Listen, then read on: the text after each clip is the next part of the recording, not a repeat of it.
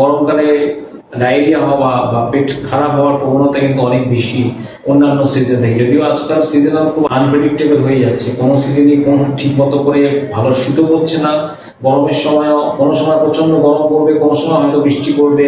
এই যে fluctuation of the weather, এটার মধ্যে সবচেয়ে এফেক্টেড হয় কিন্তু বয়স্ক মানুষ এবং শিশুরা।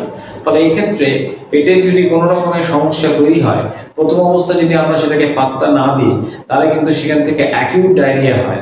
আর অ্যাকিউট ডায়রিয়া যদি হয়, সেখানে যদি অনেকবার কিন্তু যদি আমাদের লুজ মোশন হয়, সেই লুজ মোশনে যেটা হয় সেটা হচ্ছে শরীর থেকে জল বেরিয়ে যায়, শরীর থেকে ইলেকট্রোলাইট ক্ষরণ হয়, সোডিয়াম পটাশিয়াম লস হয়, ফলে ইলেকট্রোলাইট ইমব্যালেন্স তৈরি হয়। তারপরে হচ্ছে আস্তে আস্তে বেশি পরিমাণে জল নির্গত হয়ে গেলে, ফ্লুইড বেরিয়ে গেলে অ্যাকিউট রেনাল ফেলিওর হয়।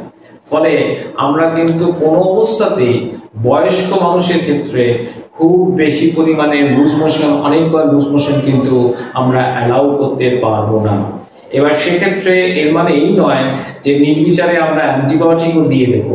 আমরা কিন্তু সচরাচর আমাদের কিছু পরিচিত অ্যান্টিবায়োটিকের নাম আমরা সকলে কানে ভাসে সেটা দিয়ে দিই। বয়স্কদের ক্ষেত্রে কিন্তু সেটা দেওয়াটাও কিন্তু কাম্য নয়, কারণ সেটা একমাত্র চিকিৎসকই বলবেন যে কোন কি অ্যান্টিবায়োটিক দেবেন। অনেকে স্টুল বন্ধ করার জন্য কিছু ওষুধ প্রয়োগ করেন, সেটাও নির্বিচারে ব্যবহার করেন, সেটাও কিন্তু কখনো কাম্য নয়।